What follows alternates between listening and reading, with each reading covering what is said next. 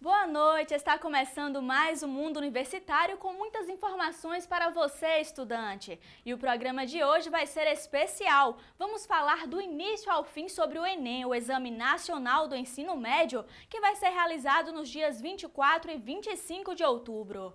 Vamos dar as últimas dicas e algumas orientações para esta reta final.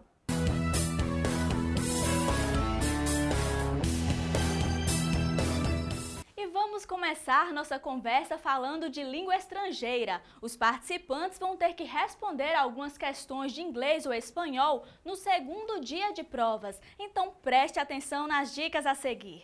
Para lidar com língua inglesa, tecnicamente, os textos do Enem, eles trabalham com nessa linha pearsoniana. Se nós pegarmos todo o texto científico, abordando questões sociais ou científicas, que são os grandes temas abordados no Enem, eles têm, em média, 50% a 80% do seu vocabulário, na realidade, estará em língua portuguesa.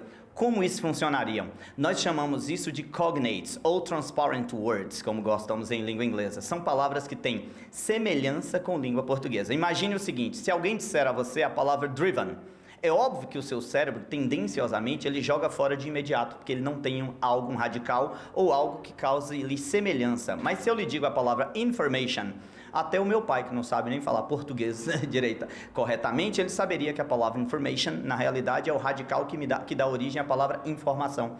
Então, quando pegarmos um texto das provas, nós temos que primeiro fazer essa abordagem. Essa abordagem é o que Pearson chama de, na semiótica pearsoniana, é a capacidade que eu tenho de perceber a partir daquilo que eu já sei e não ficar quebrando a cabeça com vocabulários que eu não saiba, por exemplo. Então, assim, partindo do princípio que as palavras em textos de língua estrangeira, palavras de texto científico, ela aborda entre 50% e 80% do seu vocabulário em língua portuguesa, a partir daí você salta para as questões e que as coisas começam a ficar um pouquinho mais simples. A fase final de preparação para o Enem, ela é árdua, porque na realidade agora é aquele momento em que o menino está muito mais desesperado para que chegue à prova do que adquirir conhecimento na realidade. Então, assim, ele já adquiriu parte do conhecimento que ele precisa para a prova. O que ele precisa agora é dar uma relaxada. Por exemplo, quando Evaldo citava agora há pouco sobre ler os textos relacionados aos grandes filósofos que cobrarão, o mesmo deve ser feito em língua inglesa. Então, não é mais adquirir conhecimento em língua inglesa, mas ler pequenos trechos na CNN, na BBC, ou pequenas charges, entende? Não adianta ler muito. Então, assim, é ler um pouquinho, usando essas técnicas pearsonianas que nós ensinamos em sala de aula, adquirindo vocabulário para que na hora da prova ele tenha, assim, essa chamada condição de fazer um bom trabalho. A prova do Enem, caso vocês não consigam lidar com a prova de imediato com o título do texto, você pode fazer como nós fazíamos na UFBA antigamente.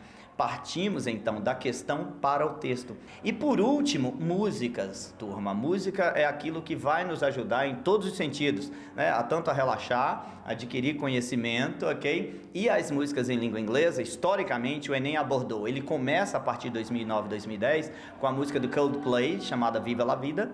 Depois ele aborda com War, do Bob Marley. E, por último, ele trouxe a do Bob Dylan.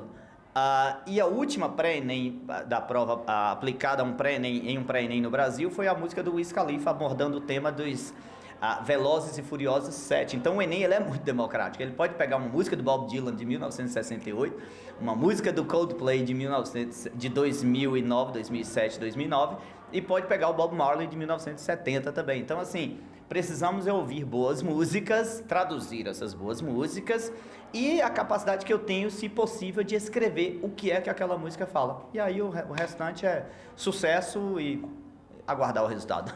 Já que estamos falando de linguagens, vamos aproveitar para aprender um pouquinho mais sobre Libras, a linguagem brasileira de sinais.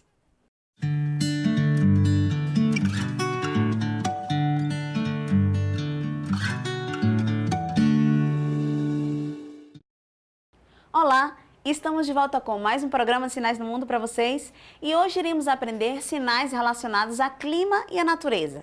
Então, o primeiro sinal de hoje vai ser o sinal de calor. Então, o sinal de calor é feito assim. Essa é a forma das mãos E a gente faz esse movimento aqui, como se estivesse dizendo mesmo que está calor. Então, calor. O sinal de frio, essa é a forma da mão. E aí a gente encosta aqui, ó, no queixo, como eu estou mostrando para vocês. Seria o sinal de frio. Se a gente quiser dar intensidade ao frio, que está muito frio, aí a nossa expressão facial e esse sinal aqui acompanha para mostrar que está muito frio. Então, frio, muito frio e calor. O sinal de chuva, com essa a gente faz esse movimento como se estivesse realmente chovendo, caindo água do céu, não é? Então, chuva, chuva. E o sinal de vento, as nossas mãos em V, fazendo esse movimento aqui, abrindo e fechando, vento. Pode ser usado para ventania também. Então, vento. Se a gente quisesse dizer a frase, hoje fez muito calor e ventou muito. Então, o sinal de hoje é esse aqui. Hoje fez muito calor e ventou muito. Mais uma vez, então.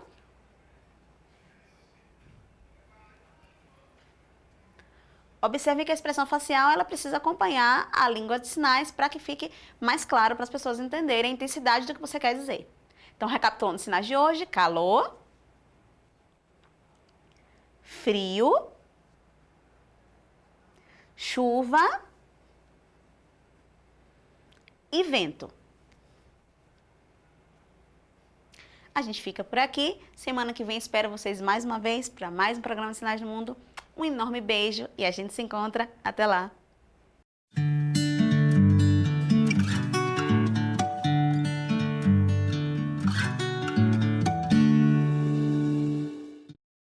E agora vamos conhecer algumas pistas para a prueba de espanhol.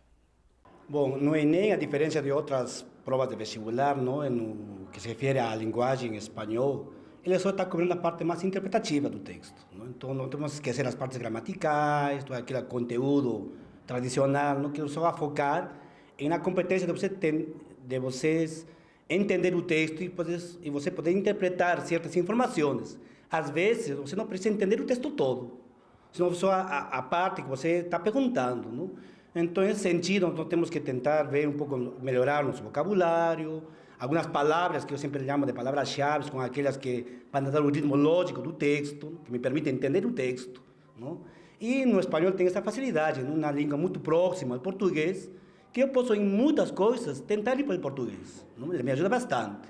Eu não posso somente ir em aquelas palavras que modificam um pouco a língua, que vão marcar diferença, como em português, com essas palavras-chave, e aquelas palavras palavras heterossemânticas ou falsos amigos que podem confundir. Então, seria bom revisar essas palavras-chave, revisar essas listas de heterossemânticos, e o resto é tentar utilizar um pouco o português, um benefício, para tentar construir o texto, o que o texto está querendo passar. Eu sempre recomendo um método que vocês, para, em um primeiro momento, tentar eliminar a interferência linguística que existe na língua estrangeira, que no caso do espanhol é menor.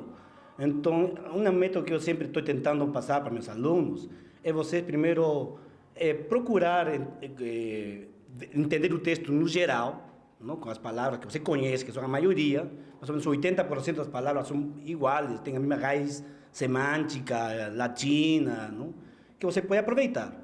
E anotar em cima do texto as que você não conhece. Então, aí um bom vocabulário, por exemplo, no português, ajuda bastante. Não tem palavras que no português são muito pouco usadas, que no espanhol é muito comum. Então, um bom vocabulário em português ajuda bastante.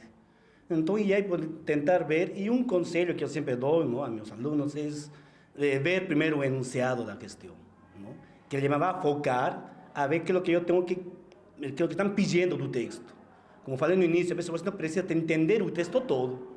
Tem coisas que você não vai entender, aí não se estresse, não se fique assim pensando que não vai entender nada, não. Então, é bom ver primeiro os enunciados dos textos, as questões que já vêm em português, para você focar a sua leitura do texto no que você está pedindo exatamente. Não? E muito também importante é expressões, que nos últimos vestibulares, nos últimos Enems, cobraram muitas expressões próprias da língua, não? Que se você às vezes traduz, você sabe espanhol e traduz literalmente ao português, que não tem sentido no português.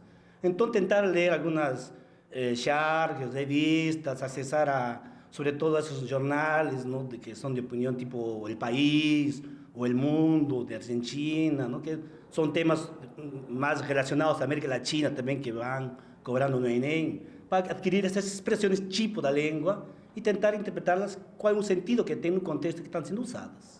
Bom, gente, esta semana é o momento de revisar e relaxar. Estude com amigos para discutir alguns assuntos, responda simulados e cuide bem de você. Nada de noite mal dormida. É preciso descansar e se alimentar bem.